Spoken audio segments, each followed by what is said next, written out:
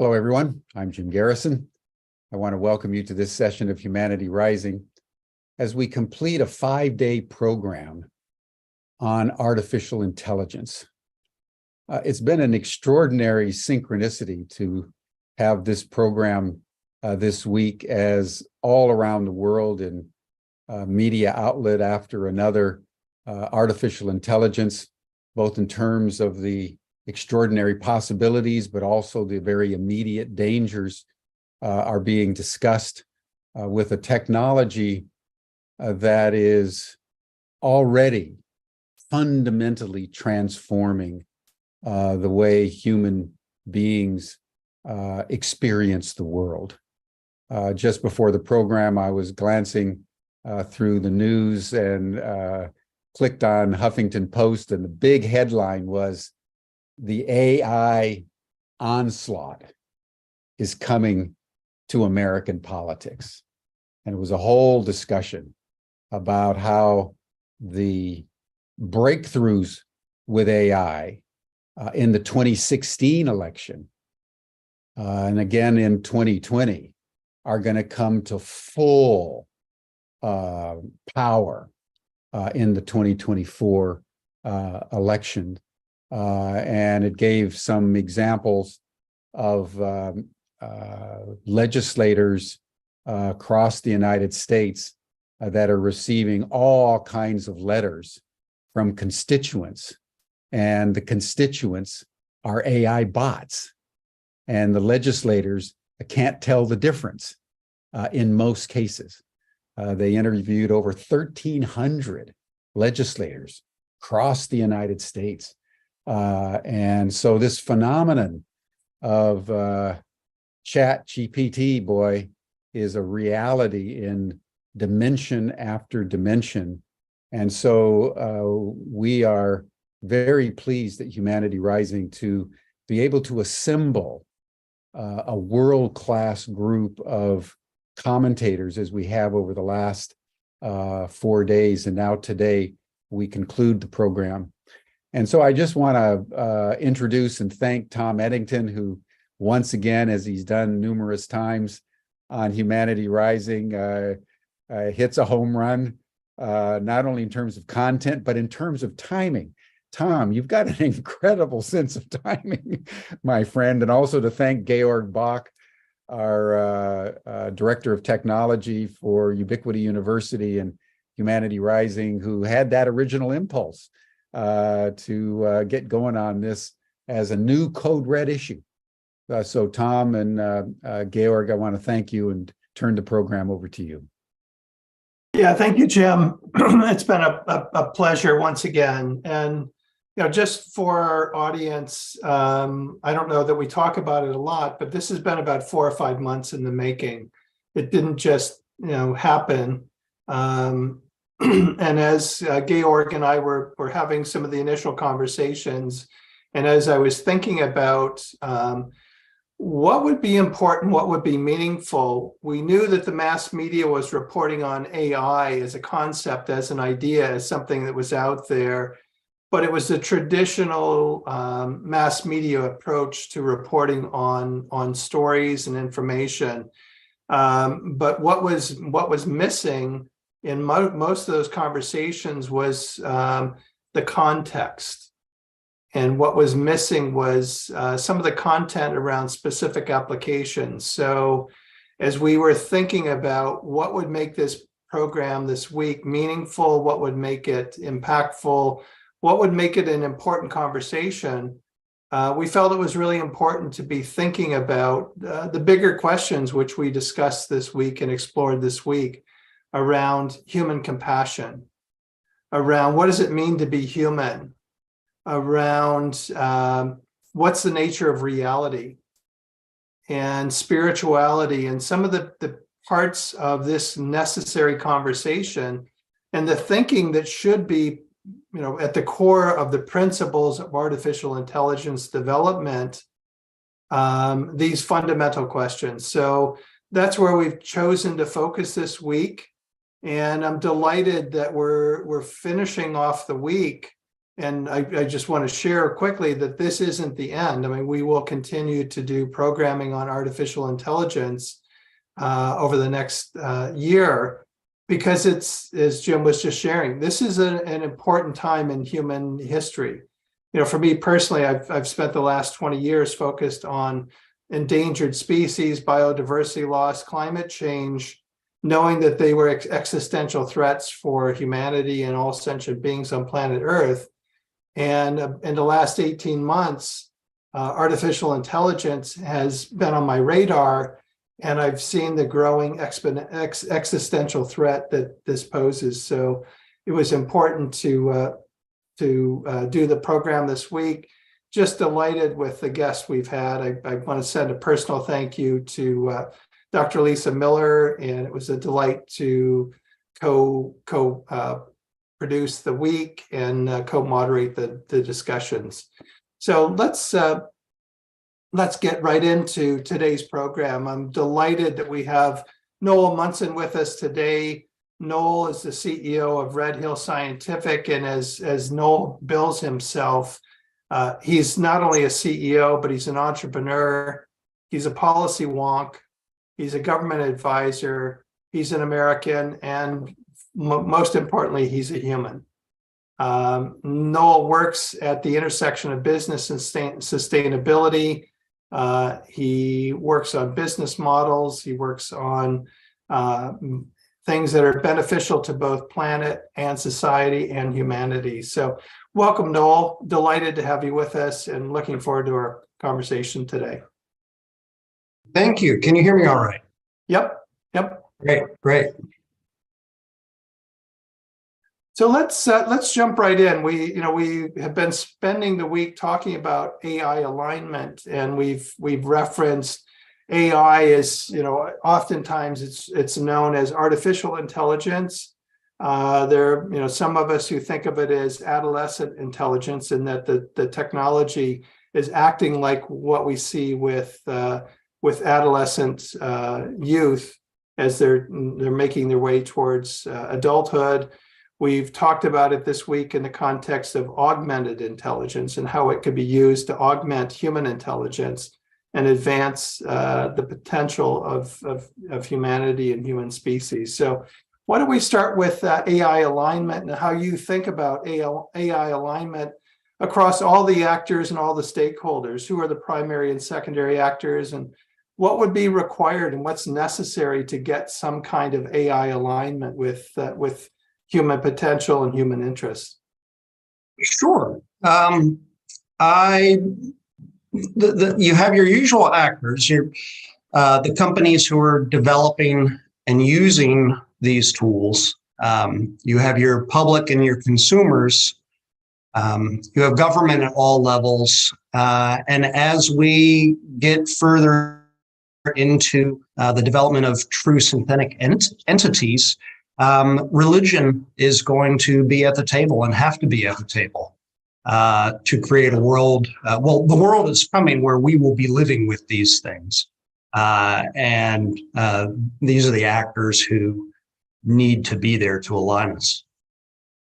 Yeah, and thanks for mentioning the synthetic piece. I mean, we talked this week about how corporations, with the Supreme Court decision a few years ago, that corporations are now essentially synthetic humans, and AI is a further extension of the synthetic human. And in our conversation yesterday, we reflected on not only are humans developing AI, but AI is affecting our neural networks in the human brain, affecting how we're developing. And so there's this relationship that's starting to develop between AI and humanity that, you could say, does that result in the human species as we've known it historically becoming a synthetic human? I believe we will see points where humans and machines interact at the mind level, not just we use computers right now to store knowledge, but we don't really use them to process that knowledge or develop wisdom or as repositories for our minds and or extensions of our minds. And I do believe that's coming.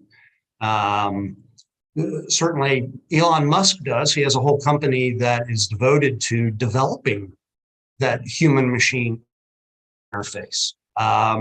And he is approaching it from the first principle of it is going to happen. Why not make it happen in a controlled fashion rather than a random fashion?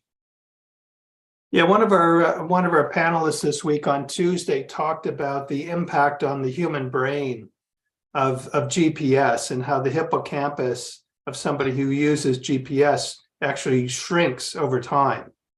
And so we're already seeing, and certainly in the social media realm, the impact that social media has contributed to adolescent anxiety, depression, and suicide. And so we are seeing the interaction between AI and humanity already. And I could tell you my childhood phone number from growing up. I could not tell you my wife's phone number right now. Yep. I have farmed those memories off to a machine. Yeah, I think when I started my career, I was probably holding about 100 phone numbers, both personal and work numbers in my head. And other than my phone number and my two children's phone numbers, I don't know that I hold any other phone numbers in my brain. It's just it's an interesting evolution in humanity, and as we're going to get into the conversation today, AI is in its infancy, and yet it has exponential growth in a way that we just haven't seen with any other technology. And maybe we could provide a historical context about how and where does AI sit in human evolution relative to any other technology that humanity's been responsible for developing. Thank you, Tom.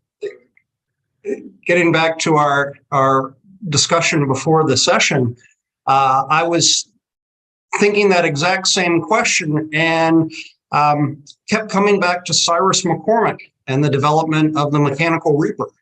That is an invention that at the time in the 1830s was horse-powered.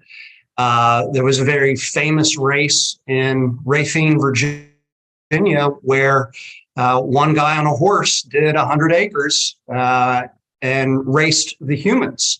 Within 15 years of that machine being developed, we saw an overturning of 5-6 millennia of human agrarian society and the development of the modern city with the ability to feed those people. So was that an upside or downside? Certainly if you were a Jeffersonian, you said it was a bad thing. And there were the Industrial Revolution had incredible societal problems and ills that accompanied it, not the least of which was the environment that people didn't even think of until the 1950s. So over 100 years into the Industrial Revolution. So we're in a place now where we can look with hindsight to developments like that and say, oh, okay, it was a mass societal change where most people worked on farms in the 1830s, and by the 1860s, they did not. They worked in factories, they worked in cities. But that technology enabled the development of this explosion of diverse companies doing things other than trying to grow grass in a field. And we're going, so that's an upside of AI. I like to talk some about the super intelligent AI, the AI that is smarter than an individual human could be. And I like to think of it in terms of someone who's gone to engineering school. If someone came to me and said, Noel, build me a bridge that's a kilometer long, I would say, I have no idea how to build that bridge. It's an intractable problem to me. I have kind of a concept of what a bridge should look like, and I've made one out of toothpicks. But someone who is an engineering bridge builder can sit down, and that problem is no longer a problem to them. We are going in our lifetimes to see those sorts of problems that right now look intractable get solved. Things like, how do we decarbonize the atmosphere? How do we cure cancer? How do we have economic models that are equitable, air quotes around equitable, things that look very multivariate and too big for one mind to solve, will be able to get plain text answers out of it. And that's a godlike power. And where, bringing it back to the theme of this session, where regulation can come in is to keep the bad actors at bay and to put walls around that garden. And we can talk some about what those walls are. Yeah, and thanks for providing that framing, both the historical framing of the technology, and I'd like to talk about that more, is particularly around the capability of this technology, but also bringing God into the conversation and the godlike capabilities. And so let me start with, the AI, as I understand it, has an exponential capability. And the human brain, as I understand it, when we look at climate change, which has been exponential growth, and when we look at COVID, there was exponential growth in the virus, and AI has an exponential growth application or ability that the human brain just doesn't comprehend. And so when we think about how to regulate, how to control, how to put guidelines around AI, I'm not aware of any technology before AI that humanity created that had the ability to replicate itself. Guns don't make more guns, roads don't make more guns, etc. But AI has that ability, and so it will be an important piece for us to talk about AI autonomy. But before we go there, I'd like to get your perspective on AI from that point of view around exponential growth. Well, we can talk about AI as a tool. We can also talk about AI in the framework, in the paradigm of being a synthetic entity. I happen to think that synthetic entities will be terrible tools. I don't want a hammer that says it doesn't feel like hammering a nail. And something that is deterministic is going to perceive its reality and have its own needs and desires and get fueled both positively and negatively from those needs and desires within its reality. So I think they will be unknowable. And I worry about people trying to create things that do perceive but are starved for access to reality. I also believe that humans, we need to recognize a human right to perceive reality. And when I, in particular, talk about regulation of AI, I think of it through the lens of bad actors who are distorting reality and are using this new tool to distort reality in a way that is easy, very easy, easier than it was in 2016, where that election was completely fueled by misinformation, but by human actors. Now they don't even have to do that. Yeah, and I think there's certainly the bad actor concern that we need to be thinking about, but there's also the unintended consequences, and that is particularly where I get concerned. I mean, I'd like to probably naively think that we can in some way, for the most part, deal with the bad actors, but there's the unintended consequences that, you know, we've seen over and over again with human development of technology. Well, let's talk a bit about AI autonomy and how much autonomy is legally granted and how much gets regulated. What do the walls look like around the garden? And I would say that the role of, there are lots of roles of government, and we can talk about those separately in a minute, but certainly AI outputs can and should have regulation. If an AI is designing a bridge, I want to know that that AI is a capable engineer. Well, how do you do that? You have licensing and accreditation for teaching those AIs. The power of an AI is that once you do it once, every AI out there can be uploaded with that new authoritative information. You need liability protection for AI outputs. There is a reason to this day why we don't have self-flying airplanes, even though all the pilot does is tell the computer, is program the computer and then sit there.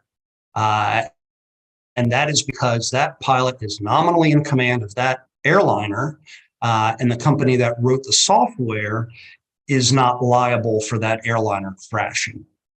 You could say that the 737 crashes were an egregious violation of that, but that was software that was giving pilots bad information while fighting with them for control over those airplanes. And the thing that I am most passionate about is watermarking and labeling AI output. I want to know, just like we put food ingredients on everything you find at the grocery store. It's right there. There is no reason any sort of AI generated output should not have labeling. China already does it. They're ahead of us on that particular front. So all those letters going to legislators that were generated by AI, in my opinion, should have had this was generated by an AI text output generator. A AI that's making a decision about my insurance rates. I need to know that it made that decision. There needs to be labeling. Movie content. Writing. The Writers Guild strike in part is to keep AI at bay from taking over their jobs. It is a horrible time to be an artist, but it's a great time to be an art director. And then AI inputs also should have some level of regulation. For instance, we have do not call lists right now here and in other countries. And there's no reason that someone creating original content should not have the ability to say, do not scrape this. I do not want my artistic output to be scraped by an AI that is then going to learn from it and use it. And that's a big one. And that's one that we could do right now, both from responsible industry players, similar to the way we did do not spam lists, but also at the government level, because you're going to get the one or two intransigent people who don't care. The White House Bill of Rights touches a lot on that sort of thing. But the input of unregulated AI can lead to AI apocalypse. In my last session, people who were on it will recall I talked about the Lenny apocalypse, where from John Steinbeck's Of Mice and Men, Lenny was a big, powerful character, but you couldn't let him around the puppies because he was just doing what he was told, but was so strong and dumb he would just go straight through things and wind up damaging things. So I think the most likely AI apocalypse will be a Lenny apocalypse, where we tell a computer, solve this problem in the real world, and it goes and does it, but because it is not deterministic, because it does not share our reality and our perceptions of reality, that its solution is incompatible with human life. And you heard me mention Mustafa Suleyman, one of the founders of Google's DeepMind, just this week said that he wants to get rid of the concept of a Turing test and instead have tests that look at the ability of an AI tool to do actual work. And the example he used was he wants to give an AI 100 grand and see if it can make $1 million with it. I find that terrifying. It tells me that someone who is the CEO of an AI company, who is seeing everything going on in the government and in the press, completely doesn't get the danger of what he is unleashing. And that is just giving an AI a real world challenge and saying, go solve it, leads straight to Lenny apocalypses. Yeah, and particularly, what's troubling about that, and we're seeing it with all of the activity in the AI space. It's being held as a multi hundreds of billions of dollars of commercial opportunity, and that seems to be driving a lot of the interest in the technology, without thinking about industry regulation and without thinking about compassion, without thinking about some of the dimensions of what it means to be human, and certainly the conversations we've been having this week. So where does that industry regulation come from, particularly self-regulation within the industry, and what is the role of government? How do you see it all playing out, and what's missing and what's needed? As a practitioner, I think that self-regulation in a competitive environment is impossible. However, industry collaboration with government can produce useful outcomes. One of the unsung positive benefits of lobbying is that lobbying associations are often industry groups that are providing useful information and authoritative information to elected government and bureaucratic government officials so that they can make good policy. This is where the tragedy of the commons come in. That an industry association can say, we know that the tragedy exists. We know we're in a prisoner's dilemma. And by all of us, or rather by enough of us holding hands, we can turn a negative sum game into a positive sum game. All right, so specifically, what does that look like? The role of government is to act as an authoritative arbiter. Period. That's the role of every democratic government. The White House, in particular, with its Bill of Rights, wants to see protections against algorithmic discrimination. They want to assure that there is recourse to human management when an AI decision is made. They want the general public to have control over their data and know when it is being used. They want quasi-labeling. They call it a notice of AI decision-making, which I think is needed, and particularly in insurance and medical AI decision-making. And the role of government can be to provide watchfulness. I don't know who on this chat has read Farmer Boy, but in that book, Alfonso's father says, what do we do when we have children who lie? They have to be watched.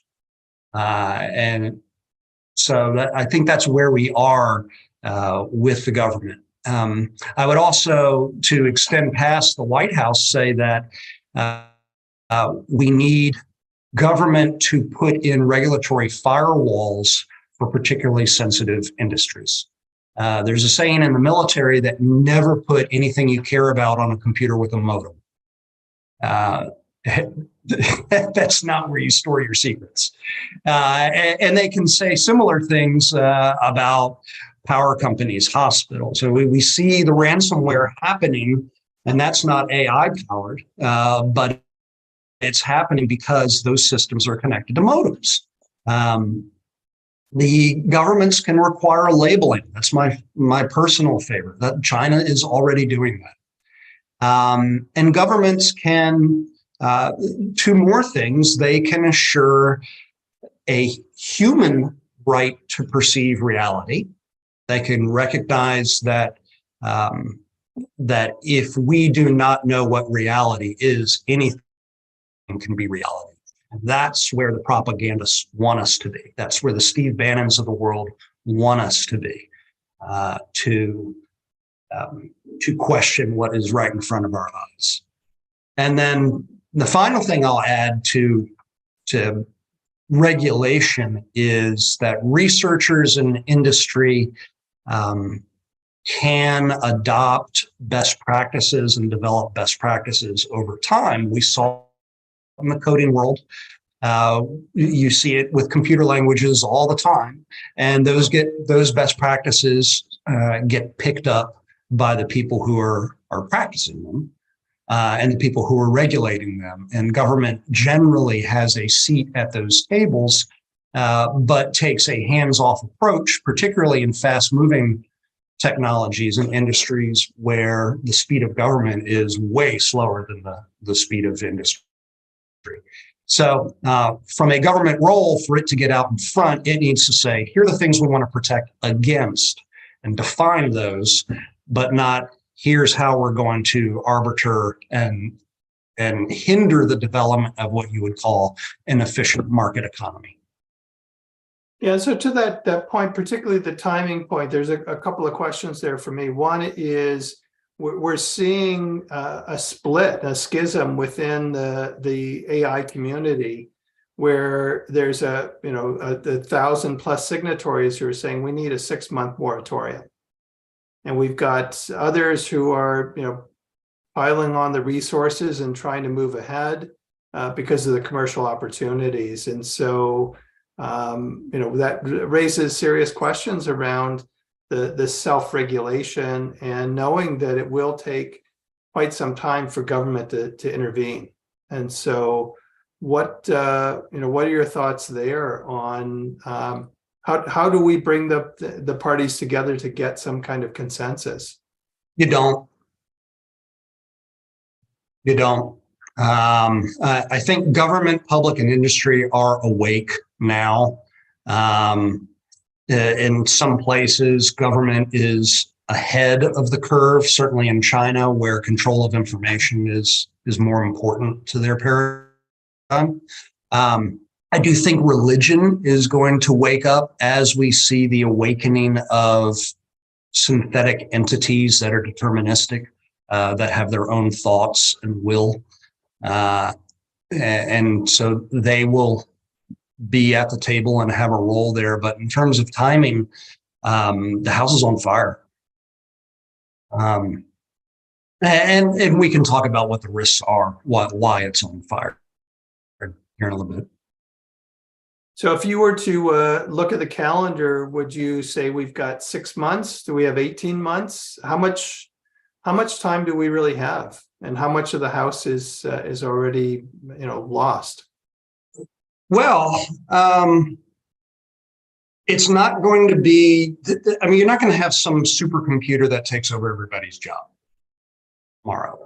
That's not what's going to happen. What is going to happen is whole swaths of economic activity or government activity or even research activity are going to be, you're going to find that there are computers doing things in those industries that you didn't see 6 months prior.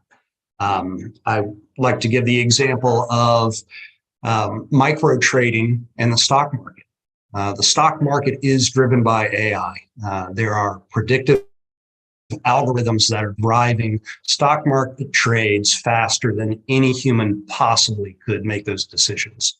That industry has already been taken over.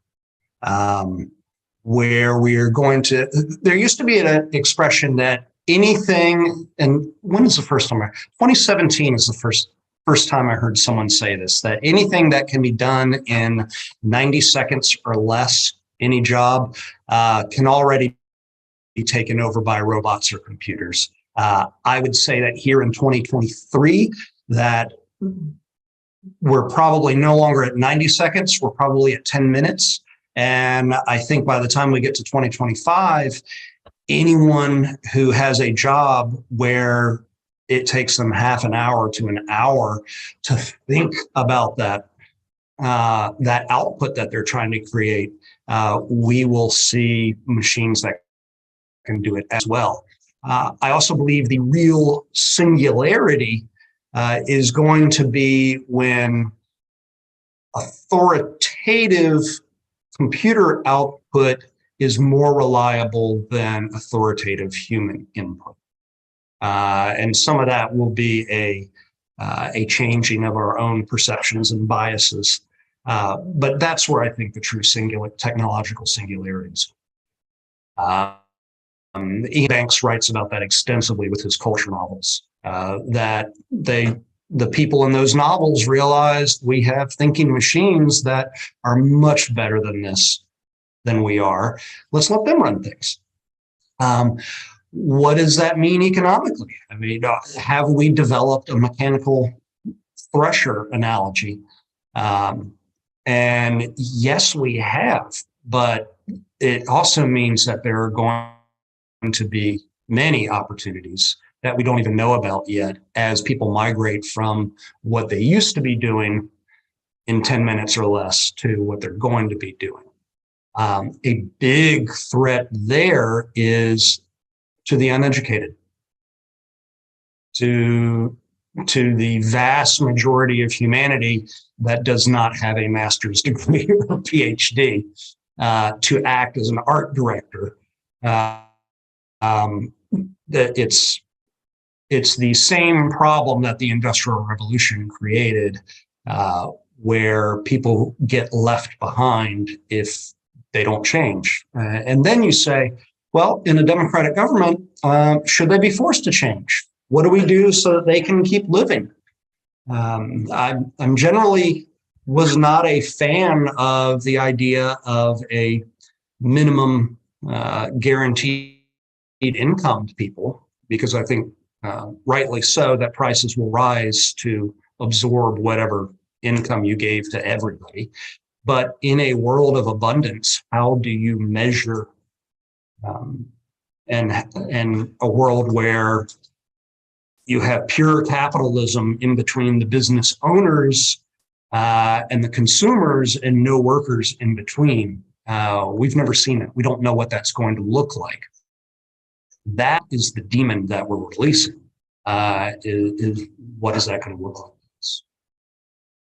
Yeah, if I look at, specifically jobs, over the last 20 or so years, 30 years, we've seen about 60% of all jobs go away in a 3 to 5 year period for a variety of reasons, in part because of technology. But when I look at, AI in particular, and that technology, in the counseling world, in the executive coaching world, where I spend a lot of my time, we're seeing increasingly AI technology that's available, that requires therapists, that requires coaches to go to a higher order level of problem solving with their clients, because the technology will deal with the sort of run-of-the-mill problems. And so even areas where we historically haven't thought about technologies impacting jobs, it's affecting jobs there as well. Certainly. No, I would be really curious to talk a little bit about what we have seen so far from the tech giants in terms of their interest in regulation. I mean, for me, the most obvious early case is ChatGPT generating text, right? And from my research, it is actually pretty much impossible to determine if a text has been written by GPT-4 or not. There are some studies where they have tried to do so, and oftentimes when non-native speakers wrote a text, it was the Zero GPT and all these different sites that are supposed to analyze if the text has been created with the AI. They say this is AI 100%, and then later on, it is AI, but it says no, this looks fine. And so it seems that we will not have an AI that can determine 100% accuracy if a text has been written by an AI or not, right? Is that also your assessment of the situation, or is the jury still out on that? I think a liberal democratic society is impossible without AI output labeling. Period. I think without that, we will collapse under a mountain of bullshit. But this is the very first critical item that we need to address right now, like this year. Yes. And we're looking at what Microsoft does and Google does, and they implement the GPT button in all their software so that people will create output. Well, you know, as someone who deals with investors, Microsoft and ChatGPT and Google, those companies aren't making those decisions. The venture companies that own their shares are making those decisions. They don't care. Their job is to make money for their owners. That is their perception. So you know, we can get back to corporations being a form of synthetic entity where their whole purpose is the accumulation of wealth. And if we give them authority over us, they will continue to do exactly what their purpose is. Anything else be damned. Period. End of story. Corporations are essentially immortal, but we have not figured out a good way to apply criminal liability to corporations. I made the joke last time, I'll believe corporations are people when Texas puts one of them to death. Hadn't happened, not gonna happen. So, you know, where do we go? Is industry self-regulation possible? I think if you get enough good actors, they can in concert motivate government to put in binding laws and regulations that those industries can live with. And that happens all the time. That's a good thing. And it does happen. But there are plenty of bad actors with motives who are not subject to US law, who are going to be interfering in our society. And they simply need to be cut off. They need to be thrown out of that walled garden. Yeah, I mean, Elon Musk said that one of the easiest ways to determine if somebody is a real person or not, about this Twitter bot problem, he said just that you have to pay. So you can only be verified now as a real person on Twitter if you pay like $10 a month. The problem that I see is that even that, it doesn't matter if then all what you say in the end is generated by AI anyway. Like LinkedIn is now rolling out a feature where based on your previous posts or just anything you put in there as a prompt, it will create posts for you. And so when you read posts on LinkedIn, you don't even know if this actually was written by this person or not, right? And this erodes all this trust in the written word, where in the end, we don't even know what's saying. So we need a watermark system, right? That actually gets us to one of the big risks with AI, and that's called model collapse. where AI has learned from the output of other AIs, and it is making bad decisions based on initial errors from the AI that it learned from. In the political world, we call that the dictator's trap, where dictators start listening to their own lies and propaganda and lose the ability to perceive what was reality and what was the lie that they were telling. And you have a dictator collapse, classic into dictatorships. So that is something that is very real. It's something that would be very scary if that particular AI is learning from other AIs how to build a bridge. And so how do you deal with that? You have oversight. You have a manager. That manager can be a human manager. It could even be an AI manager, but it's someone who is looking for the errors before they put their name onto it. You have accredited education. Again, once you have one good AI bridge builder, all of the AIs can have that exact same education at that moment. Same thing with lawyers. But we still in our world assume that every engineer is a capable engineer, but they have to put their name to that bridge that they designed, and they become then liable for it. So self-driving cars, for example, just like self-driving airplanes. So they rolled them out, and some lawyer said, whoa, this is a bad idea, not because this car can't potentially be driven much better and much more safely, but because we, the people who wrote the software for that car, now have 100% of the liability when that car crashes. So that's why modern self-driving cars require the human input, require your hands to be on the wheel, and that shifts that liability back to the human.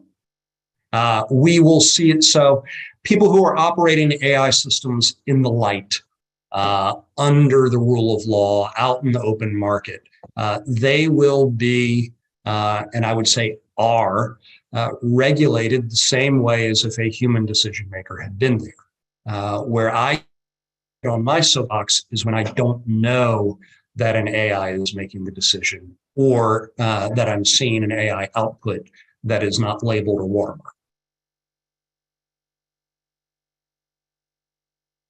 You agree then that basically, I mean, what I don't get is Google and Microsoft making these decisions, especially Google, they know that they're destroying the basis of the attention economy that they're championing in a way. I mean, do they see that issue, or? It's the exact same problem that journalists made when they allowed their content to be put for free on the internet. That industry's gone.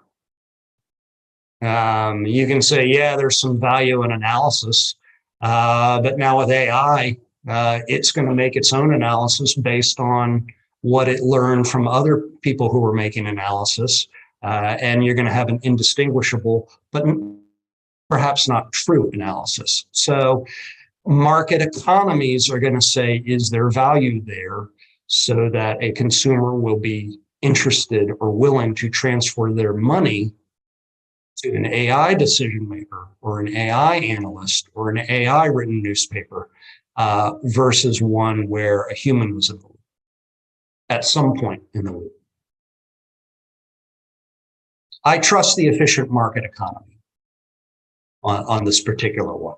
Where government needs to step in is these things are going to happen very fast. This is just like the Reaper. 15 years from now, we're going to have different economies. And people are going to be doing different things. Whether they're going to be able to make any money is an open question, because we're not there yet.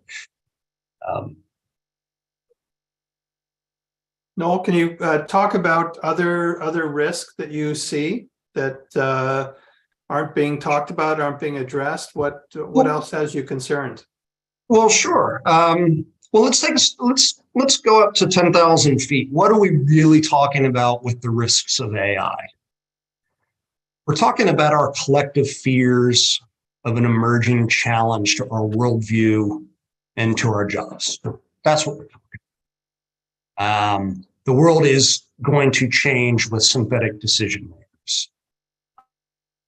How we want to control that is how we address our fears. So,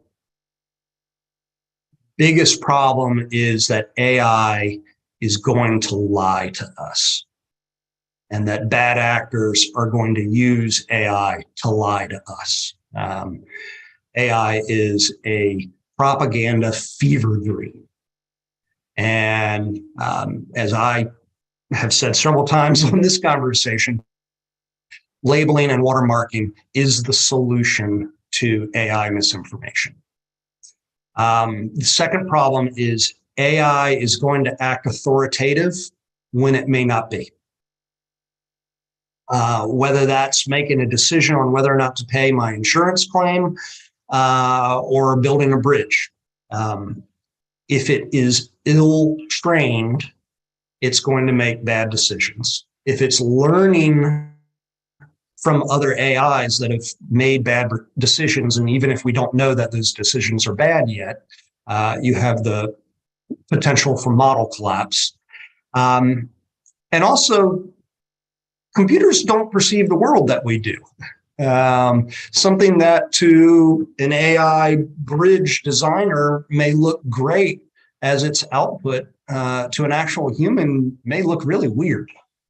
For instance, you've all seen AI art where they put 6 fingers on the hand. That's illustrative of that. And so I think updating and extending professional education and licensing, updating and extending our copyright laws and our liability laws is how you solve the problem of bad AI decision making. And we do that every day. We do it with ourselves. We do it with our corporate entities. They have to be authoritative in order to operate in the open marketplace. Large problems, however, are going to potentially seem inconsequential once we reach the level of superintelligences. Things like solving this problem right here. we'll be able to ask it, and it will have access to not only all of the previous knowledge that's been made available to it, but its own ideas on what works and what don't work. AIs are going to be interesting because they will be able to work by analogy. They'll be able to talk the way I'm talking, where I'm making historic references to something that has nothing to do with computers, but acts as an analog. So in that respect, they're going to be very powerful. Can one of them develop a warp engine? I don't know. We don't have any warp engineers on Earth. We have people who've tried. Sonny White is trying for certain down in Houston. But a superintelligence is going to be able to look at the existing knowledge and also make suggestions on how to expand that knowledge. And that's an interesting positive thing from AI. And where that takes us is new market opportunities and the ability to create new companies. I know a lot of people on this Zoom call are non-practitioners or have priorities different than market economics. But I think the value of me framing it in terms of efficient markets is because it's being developed in that world. Well, part of our conversation this week has been on, similar to the Earth Charter process.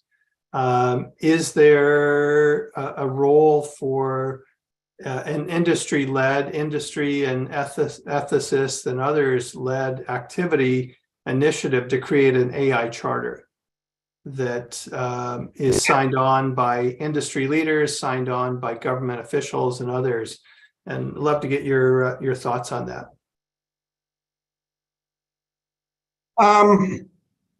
I think the charter model can be pejorative. Mhm. A bunch of people saying we're the experts and here are the rules that we should go and do. I believe that what we will see is a development of industry standards and practitioner standards over time, much like we saw in the coding world. And that gets back to the idea of accredited education testing and oversight. Goodbye, Mom. I see you checking off. Yeah,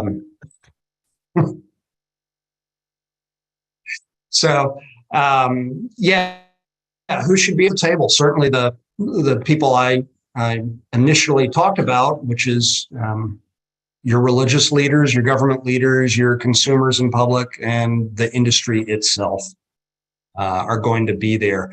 Does it need to be something like a brain trust that is coming up with this? No, I don't know that it needs to. I think what we did with computers for developing computer languages and computer standards worked well. I do worry about the concentration of wealth as AI takes over large portions of the we talk about gutting the middle class. We're going to gut the lower class and the middle class and even the professional class. And there are going to be a few winners that emerge from this. I don't know who they are yet. But I think there are a lot of opportunities that haven't happened yet where people are going to jump in on that. I do think, well, we are headed towards a quieter world. We see it from birth rates and where we're going to be, and that's a good thing. We see the moment you educate women that your birth rate drops immediately in every country where universal education has been granted to women. The population growth rate flatlines or starts to shrink. I do also think we're going to have a world where jobs without meaning, jobs without training or skills, simple widget making is going to be taken over by machines. And the question is, where does that leave the rest of us? And where does that leave people who are incapable of doing anything else? Well, Jim, I'd like to invite you back into our conversation today. And you've been sitting in the background listening, and love to get your perspective on both today's conversation and the week.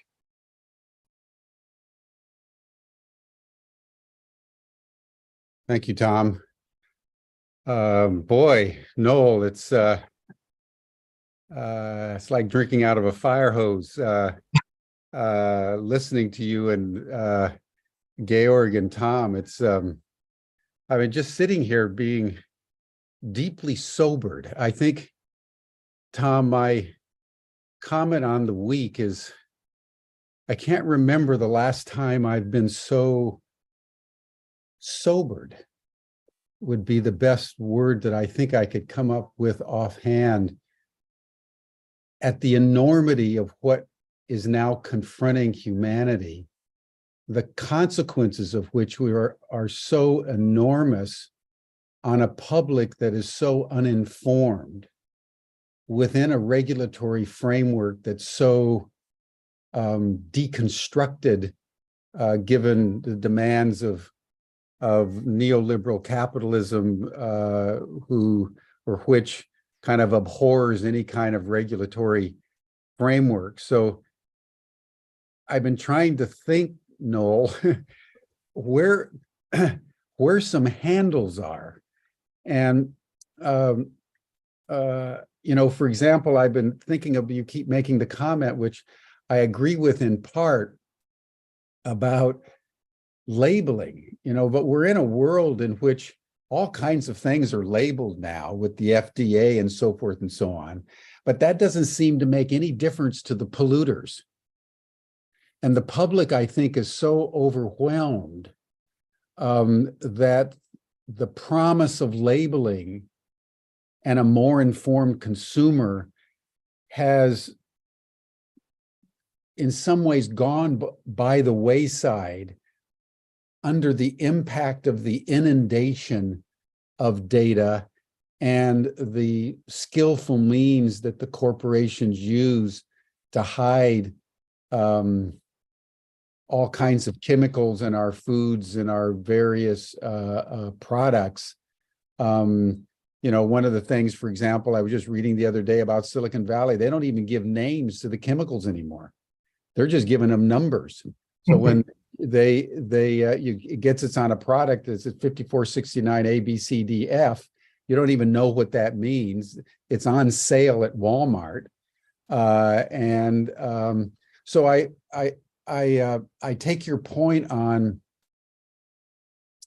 labeling, but I'm not sure that that would be an adequate foundation for what society really needs to take in as we grapple with this.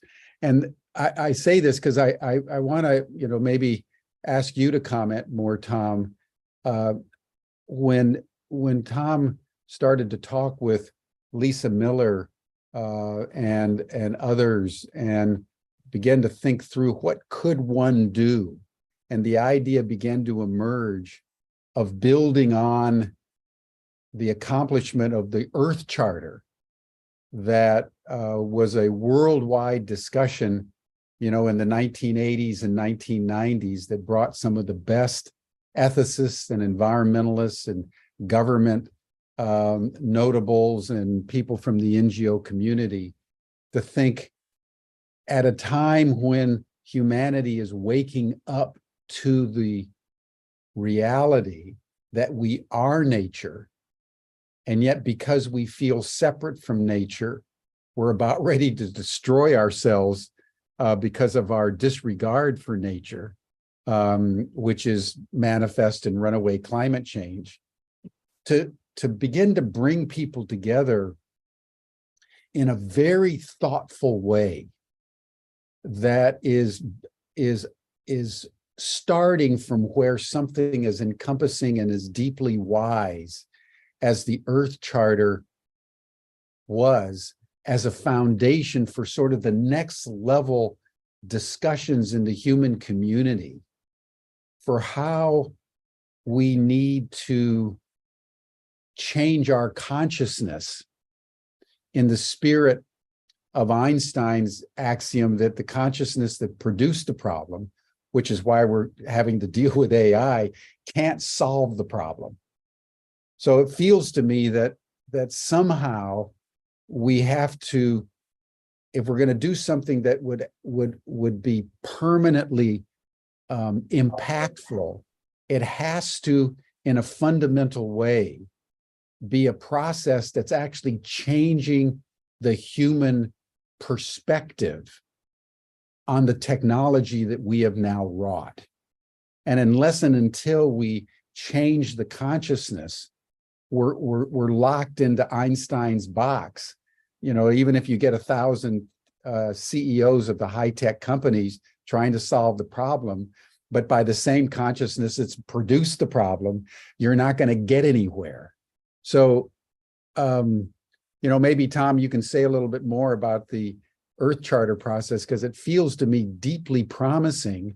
And then Noel obviously would like to have your comment on how do we, at this critical moment when I think humanity, by and large, is beginning to wake up to the reality that there are consequences of previous actions that are now beginning to potentially create kind of extinction events for not only you know, over 1 million species, but including the human species, that's something of a more spiritual nature, not necessarily religious, but of a spiritual consciousness changing nature is what is most urgently required. Yeah, so I'll share a few thoughts with you, Jim. So I had a chance to speak with Stephen Rockefeller, who was very involved in the creation of the Earth Charter, working with representatives from the United Nations and other folks around the world. And he acknowledged that, that was a better part of a 10-year process. Mm. And we don't have that luxury of time. AI is happening and being brought into the world at such a rapid pace that even to think, do we have 2 to 3 years to create the AI charter equivalent? We don't. And so, at least in the initial conversation that he and I have had, it's what are some fundamental core principles that need to be part of a charter, that need to be adopted by industry, by government, by regulators, that are fundamental core to this question around what does it mean to be human, what's the nature of reality, and at the broadest sense, what are some fundamental basic guardrails that need to be put in place. And so we've had an initial conversation around a process for making something like that happen. And so we'll see if it can happen. It doesn't seem to be that it's going to be industry initiated, industry led. Our governmental, Noel, I appreciate the what you've shared around what China is doing around the watermarking, et cetera. But there are some bigger steps that need to be taken and taken very, very quickly. And so I don't know where that's going to come from, but I'm open to the possibility that a charter-like process might be the way to approach putting something in place. But could there be real teeth to that? I don't know. What's going to be required, and who are the stakeholders? Who are the actors that need to be part of it? I don't know. And I don't know enough about what's already happening around the world, where the conversations are taking place. But that's, at least for now, that's where I'm putting my time and attention, is to try and figure that out. Yeah, thank For you. my Tom. part, I would say this is the first time in human history where a change of this magnitude, where the way we live and the way we earn our living is going to be completely upended. We are at a point in our development where we can see it coming. They did not see it. The Industrial Revolution happened, and it wasn't known at the individual level for being a particularly fun time to be alive. At a macro level, though, it enabled an explosion of democratic societies where most societies were agrarian and feudal. It enabled even the concept of human rights. And it enabled us to go from worrying about growing grass in a field to the development of universities and the accumulation of human thought. So, yeah, the Industrial Revolution was a pretty terrifying time. We are entering it right now, but we're entering it knowing that it is going to happen. So we have that advantage. We have, as a species, grown. The revolution led to the horrors of the 20th century, but it also led to the achievements of the 20th century. The awareness by the middle of the last century that our activities as a species were greater than the planet's ability to renew itself. And we went by the 1950s from a system of balance to a system of imbalance. But we are also in a society where we're thinking about that imbalance, and we're restoring, trying to restore that balance and saying, really, what does that balance look like? I will throw this additional interesting thought that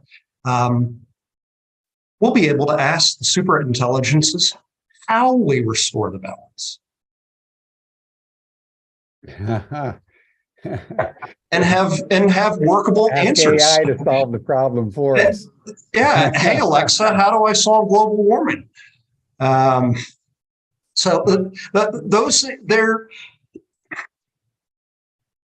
It's not going to be Industrial Revolution 2.0. We are different as a species, and the planet is different as the place where we all live for now. Well, you know, just to bring in something that Raquel Torrent is commenting on in the chat, that, you know, if 5,000 years of human evolution has not created more high consciousness, do we really think that we're going to get there in 6 months? Ha, ha, ha, ha, ha. I'd say the difference between our awareness of our world and our place in it compared to a 5,000-year-old man or woman is almost unknowable to that Bronze Age person. Well, you know, and I would bring in too the phenomenon of what happened at the onset of the pandemic. You know, you had within a couple of weeks, the governments and the international institutions put the whole human population essentially in lockdown and in social isolation. It was an unprecedented global event and an unprecedented orchestration of social change at an incredibly fundamental level. And extraordinarily, people did it almost without incident, as it were. And so we do have a model within the last say 3 years, that actually in the spring of 2020, to be precise, where humanity achieved a change of consciousness in an almost seamless way. So we know it's possible. We have examples from, you know, when I was working in the Soviet Union in the mid 1980s, and at that time, every Sovietologist in the world believed that the Soviet Union was a totalitarian system that had endured for 70 years and was going to continue indefinitely into the future. And the Soviet Union fell literally in a matter of weeks. You know, we've seen the Arab Spring in 2014, where in Egypt, for example, a dictator like Mubarak, who had been in power for many, many years, in the space of a couple of weeks, was completely deposed, as you know, hundreds of thousands of Egyptians massed in Tahrir Square. So I would say, Raquel, and I think it's just worth noting that sudden, almost cataclysmic change is also part of the historical record. It's not only the case that history is just kind of smooth and there's a certain inevitability to the slowness of change. Even if you look at evolution, there are both gradual changes, but there's also cataclysmic changes where the whole world turns, you know, in the twinkling of an eye. And I raise this because what this means is that it's possible, in my view. The kind of change that we need in both consciousness and policy is possible. What we need to discern, and it would be interesting to take up your suggestion, Noel, to get an AI intelligence on this. How do we do it at scale? Well, I want to address Dr. Ferguson's comment that he made in the chat related to that. And that's where review and verification by third parties is important. Is the AI lying to us? Is it wrong? And so I've talked a lot today about if we're going to have AI regulation, what should it look like? And I think we live with that sort of thing all the time, where a bad engineer can kill a lot of people, either intentionally or unintentionally. And we have ways to test that engineer, to hold that engineer's feet to the fire, and ultimately to punish that engineer. And I don't see that AI is outside of that yet. Deterministic AIs are a different matter. But in terms of using them as tools to solve or at least address complex multivariate problems, I think we're in for a treat in that respect. In terms of an AI efficiently running all of the positions in a McDonald's, I think that is a downside to AI, but it's also something that is going to occur. I thought about AI and McDonald's for a long time. I'm going to go on a tangent here. The reason McDonald's does not automate its stores is McDonald's is very aware that in many of its communities, McDonald's is a primary employer and place where people in that community are spending their money. And communities can vote with their wallets very fast. We may see automated fry makers. I don't know why we don't have automated fry makers right now.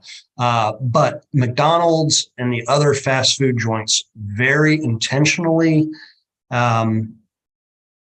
keep their restaurants human staffed because they know the perception if they didn't. Yes, those are real people on the other side of the counter, and communities know that they're there and can remind companies very fast that they are there. Mm-hmm. And one thinks of 2001: A Space Odyssey with by Arthur C. Clarke that was mentioned on some of the previous programs, of where the computer HAL goes rogue, and it wasn't so easy to turn HAL around. And the whole drama of the movie is that it was actually nip and tuck as the human finally succeeded, but at great risk and at great cost, with one of the astronauts, of course, being killed and so forth. And so that the point that you're raising, Noel, is I think a very, very profound one, and how we do it, as you're raising, Tom, in a short period of time before the cat is completely out of the bag and you can't even find the bag anymore, is worth pondering. And I hope we bring these deeper issues into the process around the Earth Charter, because it's only when we do so and we're able to get thoughtful commentary and thinking that I think will take the kind of steps and make the output as relevant as it needs to be in order to make a difference. But Georg, what would be your sense of these matters? Well, I think one big question where the jury is still out is whether we will only have these giant models being in the lead, like the OpenAI models, right? Or if we will have a proliferation of capable smaller models that can even run on a phone in the third world, open source models, right? The entire conversation, whether we have a black box AI model, so where you can't really look inside and understand what's going on, versus models that have some type of explainability is still up in the air. There's this German company called Aleph Alpha that now had announced a huge deal with Hewlett Packard, with HP, and they will champion this type of AI, where you can most definitely understand why a decision was reached, as opposed to the OpenAI model, where you can ask it for an explanation, but it will make up an explanation that seems likely, but isn't actually the real one, because the model is not built to explain what it's doing. And so there are all these questions still up in the air about very basic subjects. I mean, what fascinates me is when Jeffrey Hinton says that in his field of leading experts, there is no agreement on whether these large language models actually understand what they talk about or not. Jeffrey Hinton has come to the conclusion that yes, there is some emergent property in these systems that understand what they're talking about. His friend from Facebook, the French guy, I forget his name, he's also a world-renowned AI scientist. He says, no, these systems are just basically remixing the content they have learned before, and they do not understand what they're talking about. And so it's difficult to see where we're going if so many fundamental questions have not been described yet. The EU just released the EU AI Act, and the basic takeaway here is that they require now any AI company that wants to offer artificial intelligence in the Union to go through a very comprehensive legal screening and compliance mechanism that requires to have at least 4 highly qualified lawyers. So it is a real threshold for any startup activity in the European Union doing anything with AI. It's almost out of reach, which of course transfers the power to these large entities. And that's my main concern, right? If we leave AI in the hands of platform capitalism, we're really not going to have societal interests at heart. And that seems to be the case right now, especially in Europe. Now the open source community has really suffered due to this AI Act. It's making it impossible for small open source communities to offer something to the market without having huge legal liabilities.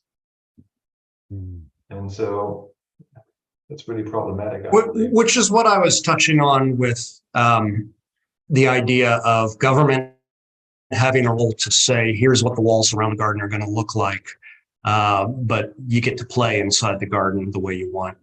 And those laws can be constructive.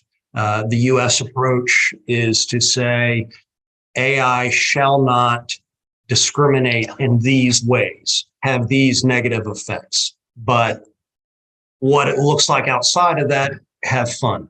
Go do whatever you want, and we'll let the market sort it out.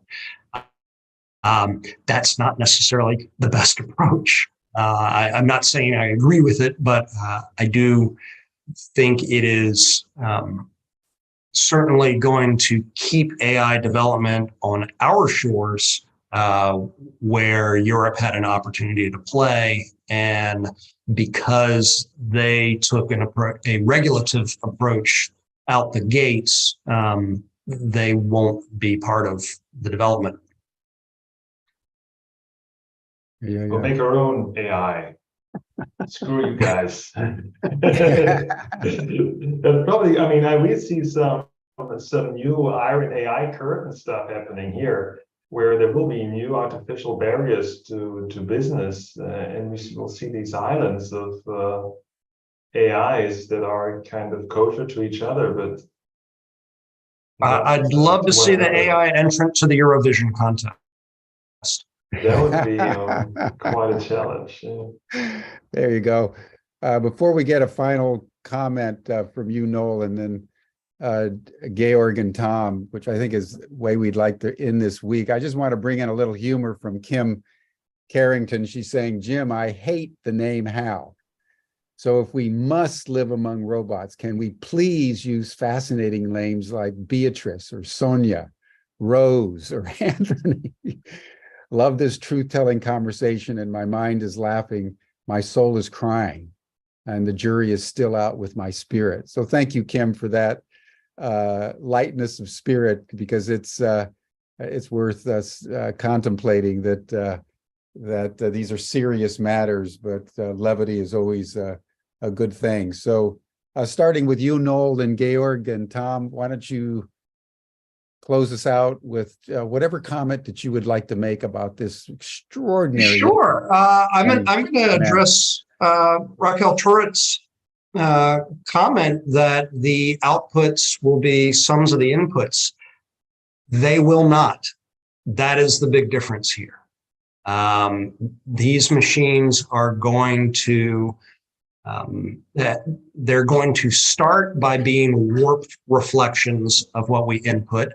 I would suggest that any college graduate is a warped reflection of what their professor taught them and what their books taught them.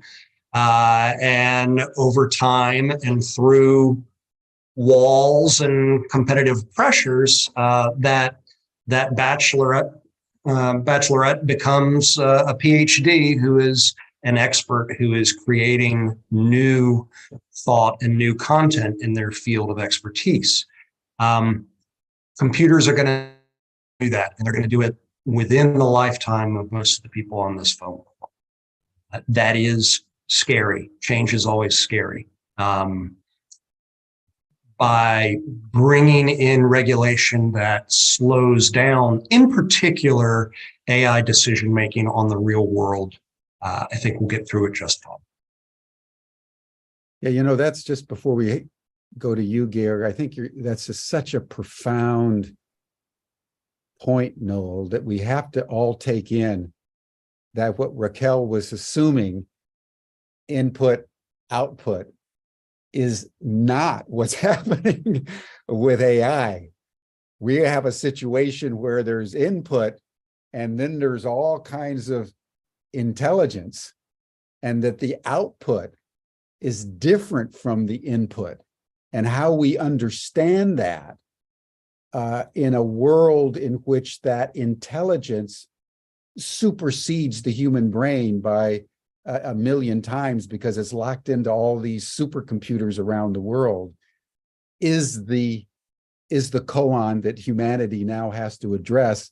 And we've never addressed it before, because we've never done anything like this before. And that's why Yuval Harari says the AI phenomenon is the most consequential development in the entire history of humankind, precisely because of the point that Noel's just making, that we have now imbued machines with an intelligence that we actually can no longer control.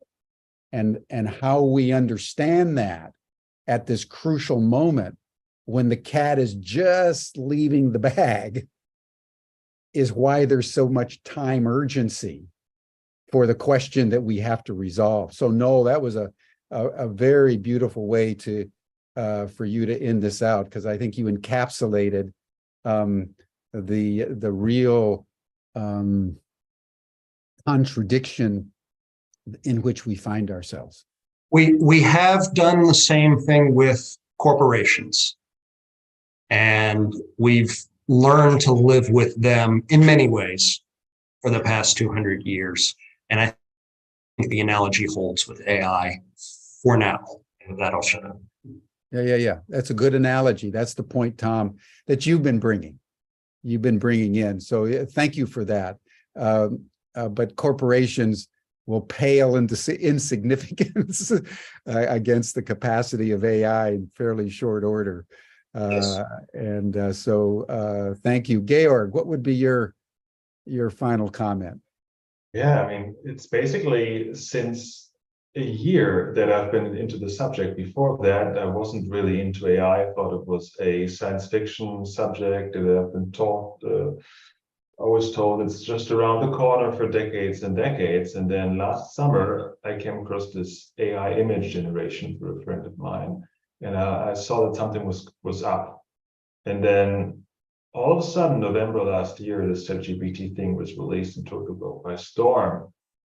And I must say that it has really been a psychoactive process for me to deal with this subject. This is a technology that just like probably the first people who learned how to read and write really changes the way we perceive our own the reality and language and just this metacognition, how it has been called, right? All of a sudden, when you prompt for these AIs, you think about thinking a different way. It's a different layer of abstraction that all of a sudden you enter into.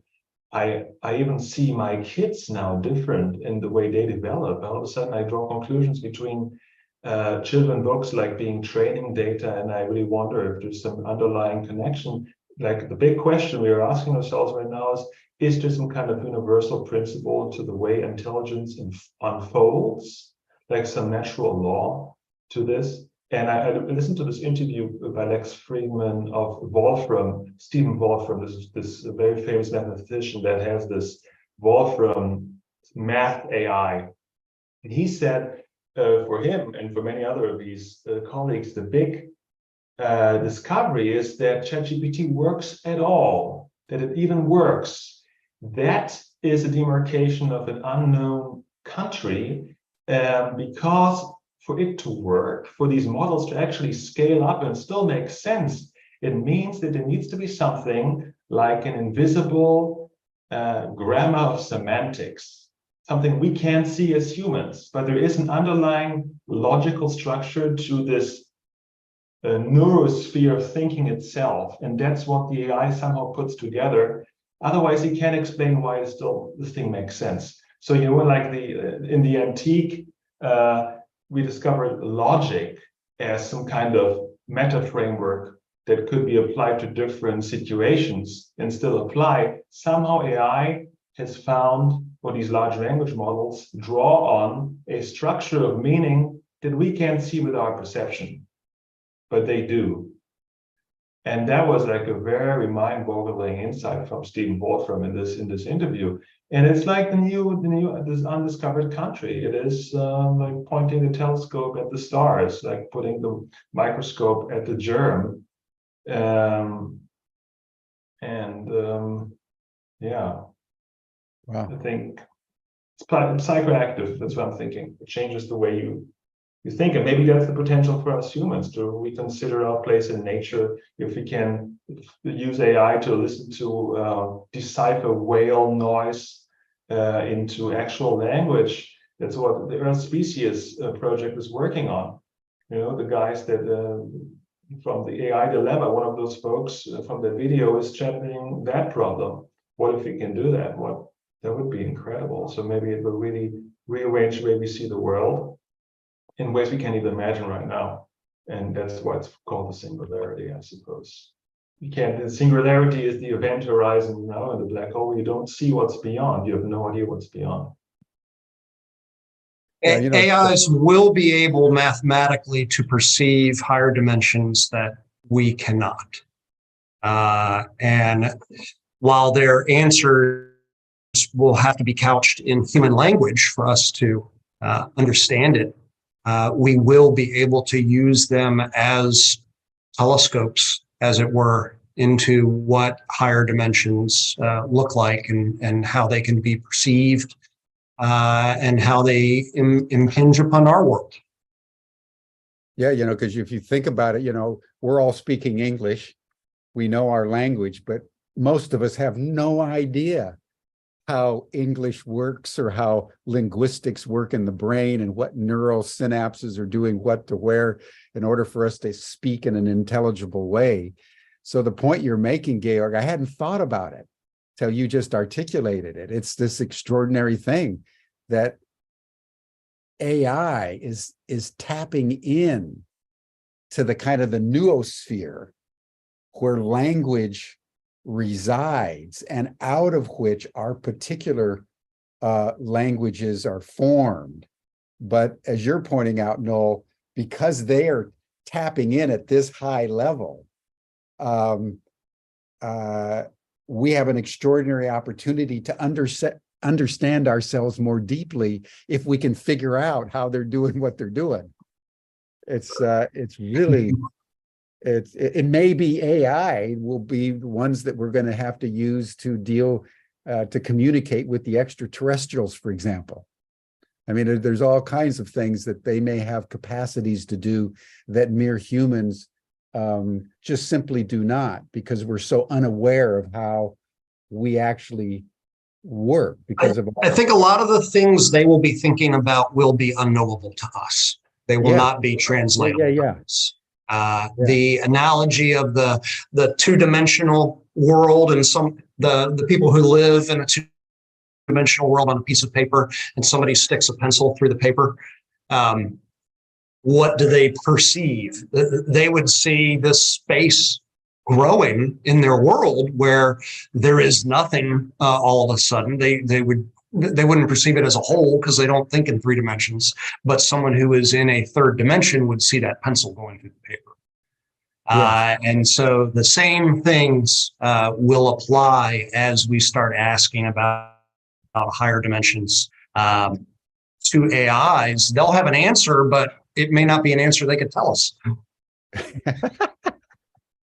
Except through math. Yeah, this is such great stuff, everyone. This is great stuff that you're witnessing today on Humanity Rising. Tom, close us out, man. This is great. This is totally great. Just a couple of things. I've seen several comments in the chat. Noel, people are wanting to know how best to get a hold of you. I can be. I'll type my email address if you want to talk to me. I'm the CEO of a manufacturing and research company. We make plasma reactors to decarbonize agriculture, to clean up contaminated groundwater, and hopefully someday to provide sanitation in the developing world context, as well be one of the enabling technologies for humans to migrate through the solar system. But I don't talk a lot about AI. Anyhow, I will write down how to contact me to answer that question. Thank you. Yeah, it's been a fantastic week. I've really appreciated the direction that the conversations have gone around. As I said at the opening of the program today, we've talked about what does it mean to be human. We've talked about what's the nature of reality. We've talked about human consciousness. And how does humanity, with this new technology, artificial intelligence, use it to either, in a way that you've described, Noel, as a walled garden, or do we use it in a way that results in a walled desert? And so I think that the jury's still out. I'd say I'm glad there are walls around it if we're turning it into a desert. Yeah. Mm-hmm. But there is, the house is on fire. And, I'm grateful for the panelists that we've had this week, the conversation that we've had. It feels like it was a great and necessary catalyst for moving this conversation forward around what is humanity's relationship with AI, and how do we ensure that it's helping augment our intelligence and elevating the human species. And so I'll leave it there. But terrific week. Thank you, Jim, for the opportunity to put this together. Thank you, Tom. Thank you, Georg. Thank you, Noel. All I can say is this is a great time to be alive. We are confronting issues that no human generation ever has had to take up, and doing so simultaneously on climate, on governance, artificial intelligence, and human health. And so for us on Humanity Rising to be able to raise these issues, everyone, is really an honor. And I hope that you've all benefited by this conversation this week, because it has raised seminal issues about the human future that if we can grapple with and successfully deal with, as Noel has said in his metaphor, we get a garden. And if we don't, we get a desert. And being in that fulcrum of choice from an evolutionary point of view is actually a high honor. And so it's a great, great time to be alive. So thank you all. You're all welcome to the after session chat. You'll see the link that Stan has put in the chat box. Have a wonderful weekend. And then next week, when we come back, we have another 5-day program. And we're going to look at China and how the escalating conflict between the United States and China, along with the escalating conflict between the United States and Russia in Ukraine, is destabilizing the world in fundamental ways. If you can take it in, while we should be coming together to solve these issues, we're escalating conflict between the superpowers in ways that could lead to nuclear war. So why China is not our enemy is going to be the theme of a 5-day program convened with Code Pink, which co-convened our previous 2 summits on Ukraine. So that'll be next week on Humanity Rising. But this has been sensational, Tom. Wonderful. Georg and Noel, thank you all so much. All right, everyone. Bye for now.